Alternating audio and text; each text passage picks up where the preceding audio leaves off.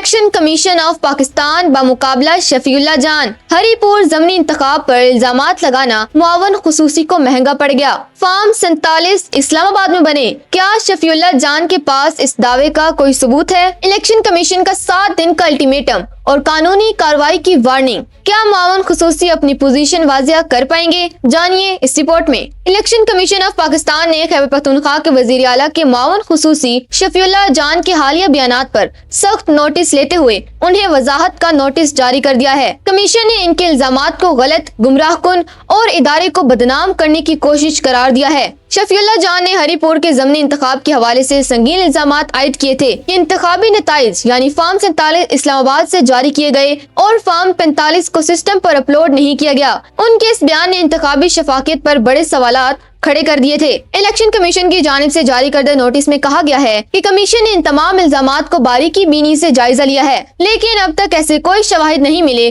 جو ان دعووں کی تصدیق کر سکیں۔ نوٹس میں واضح کیا گیا ہے کہ تصدیق شدہ شواہد کے بغیر ایسے بیانات عوام کے اعتماد کو ٹھیس پہنچانے اور انتخابی عمل میں غیر ضروری الجھاؤ پیدا کرنے کی کوشش معلوم ہوتے ہیں۔ ناظرین، ایس سی پی نے شفیع جان کو اپنی پوزیشن واضح کرنے کے لیے 7 روز کا وقت دیا ہے۔ نوٹس میں 2 ٹوک الفاظ میں کہا گیا ہے کہ اگر مقررہ وقت میں ٹھوس اور تصدیق شدہ شواہد پیش نہ کیے گئے تو الیکشن کمیشن اس نتیجے پر پہنچے گا کہ یہ الزامات بے بنیاد تھے اور ایسی صورت میں ان کے خلاف قانون کے مطابق سخت کارروائی کی جائے گی۔ اب گیند شفیع جان کے کورٹ میں ہے۔ کیا وہ اپنے الزامات کو سچ ثابت کرنے کے لیے شواہد لائیں گے یا انہیں الیکشن کمیشن کے سامنے اپنی پوزیشن کا دفاع کرنا پڑے گا؟